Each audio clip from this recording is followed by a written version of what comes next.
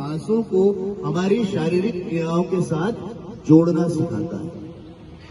क्योंकि आप कल्पना कीजिए कभी कि आप जिस समय थक जाते हैं, हम लोग जब थक जाते हैं, हमारा शरीर बहुत तेजी से दौड़ने की कोशिश कर रहा है, हमारा शरीर कार्य करने की कोशिश कर रहा है, लेकिन सांस फूल गई है तो वो कार्य करने नहीं दे रहा।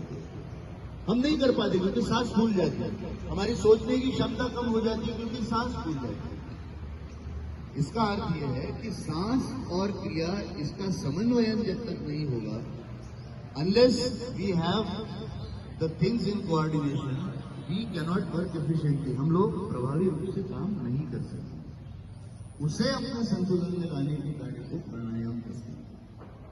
उसके प्रकार आता है, उसके पश्चात आता है प्रतिहार। प्रतिहार का मतलब होता है, देखिए हमारा शरीर जो है नैसर्गिक रूप से शरीर का प्रत्येक अवयव ये अपने अपने कार्य करने के लिए सक्षम है और बहुत अच्छा है, लेकिन हम हमारे उन अवयवों को उनके स्थान से हटा देते हैं, उनकी क्रियाओं को प्रभावित कर देते हैं अपने खान पान से, अपने आचरण से, अपने व्यवहार से।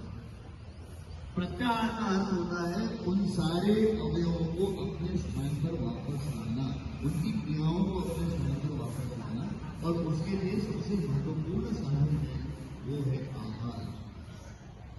उसके पश्चात आता है धारणा। धारणा ये ध्यान की पहली सीढ़ी है। हम अपने आप की धारणा किस प्रकार से जोड़ते हैं। किसी आप में से अगर किसी लोगों को आसन या योगासन के बारे में मतलब पता हो तो एक त्राटक नाम की क्रिया होती है जिसमें मोमबत्ती या दिया सामने रखा जाता है और ध्यान से उसकी तरफ देखा जाता है। ये धारणा की एक क्रिया है, आपको ध्यान की ओर ले जाने का प्रयत्न है धारणा। अपने आप को पूरी तरह से ध्यान युक्त करने के लिए किस चीज को हम करेंगे तो वो है धारणा। उसके पश्चात आता है ध्यान। ध्यान का मतलब अपने आप को बिसरा देना, अपने आप को प्रकृति के साथ जोड़ने की कोशिश करना, अपने आप को किसी दूसरे भाव से